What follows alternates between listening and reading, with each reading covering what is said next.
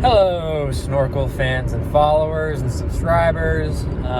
This is Johnny coming in live. Not live. This is pre-recorded, but it is live in the sense that right now I am driving in my car 4 hours to see Tenet.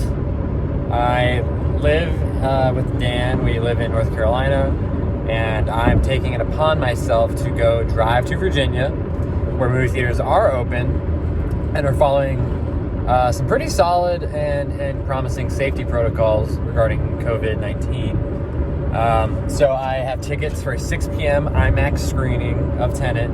I'm super excited. And Dan and I just thought it would be a cool idea for me to do a little bit of a video diary, just kind of documenting my trip up there, what the experience is like, before and after the screening, what my thoughts are of the whole process, and maybe give a little bit of insight and clarity for people who are living in the United States or even living abroad in Europe or Asia or Africa, anywhere else where COVID is, it's a global issue. And just give you some insights to what the theater experience is like, how safe do I feel, how comfortable do the safety protocols make the audience feel while they're there, while they're watching a movie. And just give you the whole rundown. So it should be fun. It's a long road trip. I'm not staying anywhere overnight. I'm driving 4 hours straight back after the movie. And I'll be giving you my thoughts throughout the video. So I hope you guys enjoy it. All right, everyone. I am out of the film. Just got into the car, and it was an interesting experience. First off, it was amazing to be back. I can't lie at all. Just to be back in that environment, to be in the auditorium. It was an IMAX screening, of course, so big sound, big screen.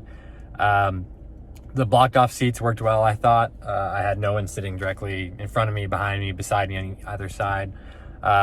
People around me wore their masks like 90% of the time. One guy was eating some popcorn, I think. But other than that, it was really good. I wore mine the entire time.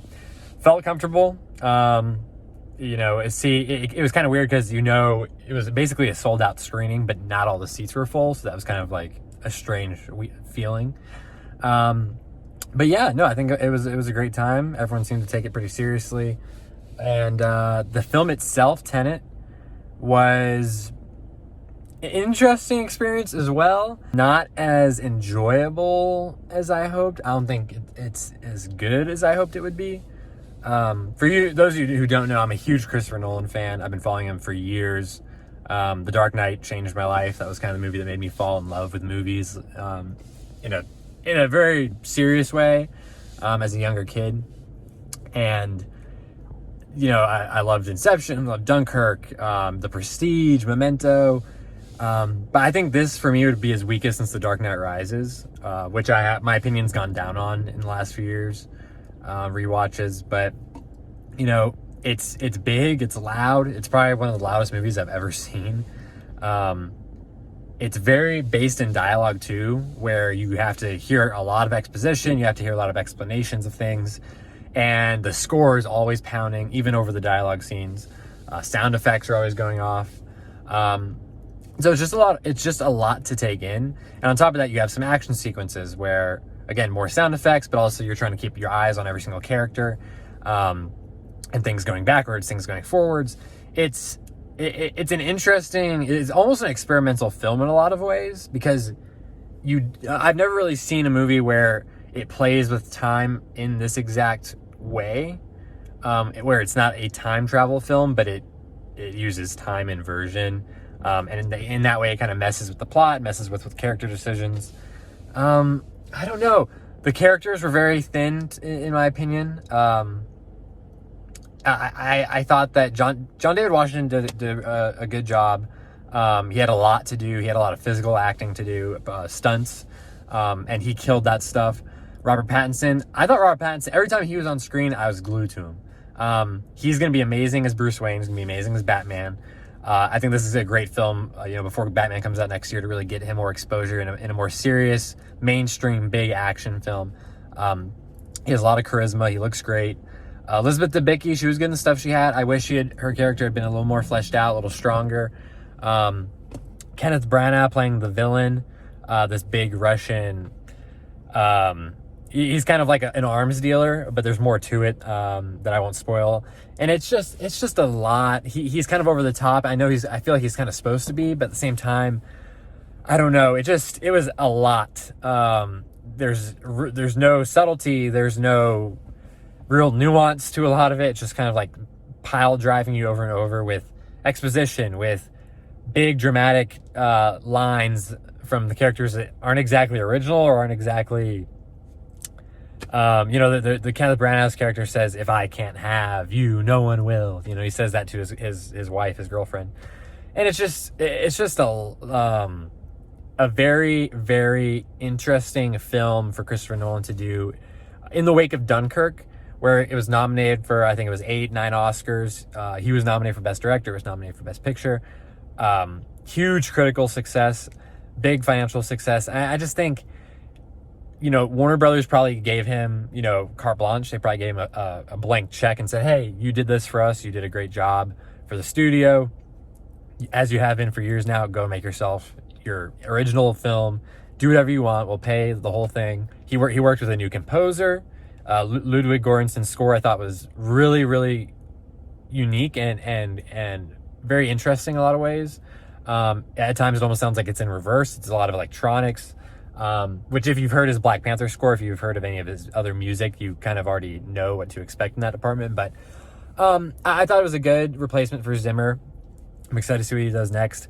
He got a new editor for this film as well, and I think that combined with the screenplay, it was just a lot of jarring sequences, a lot of things, especially when you have things going backwards and forwards in time. It's like, oh my gosh, I can barely keep up with what's happening. But it's just Nolan without any restraint. If you've seen Interstellar, it's a little similar to that in that respect, where it's Nolan at his most Nolan-y. He loud as possible, sometimes convoluted in a negative way, when it could be simpler, probably more streamlined with regards to the plot, with regards to some of the characters.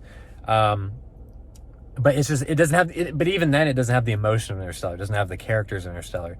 Cooper, Murphy. It struggled to really latch on to either my emotions or my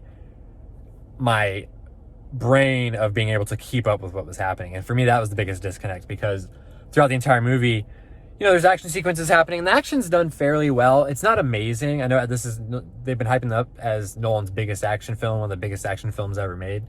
I mean, it's a huge budget, huge sets, huge set pieces, but none of it was captivating to me in the same way as something from The Dark Knight, where you have the semi-truck sequence, Joker, and the Bat Pod, or anything in Inception, like the hallway scene, or the chases through the streets with the train coming through, or things in Interstellar where there's no time for caution, and the wave scene on the water planet.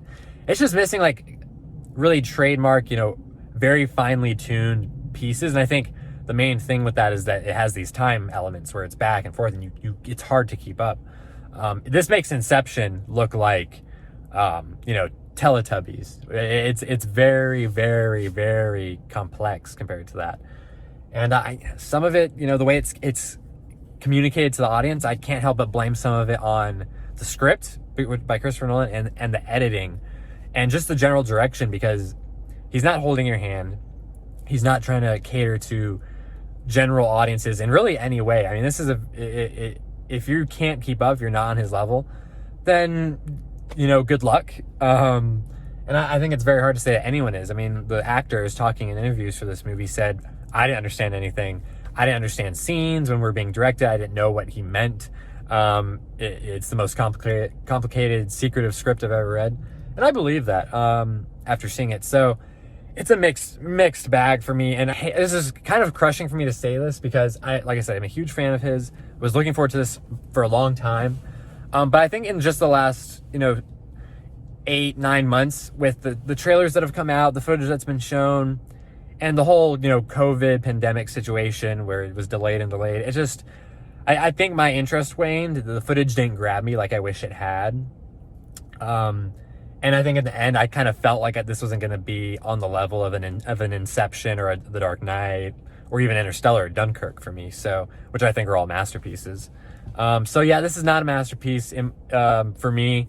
This I don't think it's even a particularly, not just masterpiece. I don't know if it's a particularly great or even good film, just because it's so convoluted, and even on the technical level, cinematography is well done. For me, it wasn't as good as even Interstellar or Dunkirk, where I think the formal elements of those films are a lot better. Again, the editing was weaker in this one. The sound was not mixed as well. I don't think it was recorded as well. It was just not up to par for what I expect from Nolan. So for me, I think this is about a 3.5 out of 5, probably. It's just very mixed. If I never saw this movie again, I honestly don't think I would be that upset or complain about it. I think it'd be cool to watch it one more time, maybe when theaters open in my state and back in North Carolina, I'll be interested, maybe trying to see it again, maybe take my girlfriend or something. But it's not a favorite of mine. Honestly, I enjoyed other films more this year than this movie, and that's not an understatement. I know that's strange to hear, but I enjoyed Birds of Prey more than this. I enjoyed even Pixar's Onward more than this. That was more emotional for me. I know people were more mixed on those films, but for me, yeah, I think I did enjoy those more. So it's coming out. It's a slow rollout here in the United States. Abroad, it's already out in theaters. Go and see it if it's safe in your area, if you feel comfortable. I felt comfortable. The theater, I thought, did a good job. And just do your part. Wear your mask. Avoid concessions if you can. Keep your mask on as much as possible. And, go give it a try. Go support theaters. Go support these studios that are trying to give us something to watch, and trying to give something for these theaters to, present and, keep their doors open. And just, be safe. Enjoy being back at the movies if you can. Hopefully you enjoy it more than I did. If you've seen it already, leave your thoughts down below in the comments. Give us a like if you enjoyed the video. Subscribe and turn the alerts on. Hit the bell, and you will catch up on all of our trailer reactions, movie reviews, and all other content that we have coming in the next few days and weeks, guys. Thank you so much for watching Snorkel. This is Johnny, and I am back in action.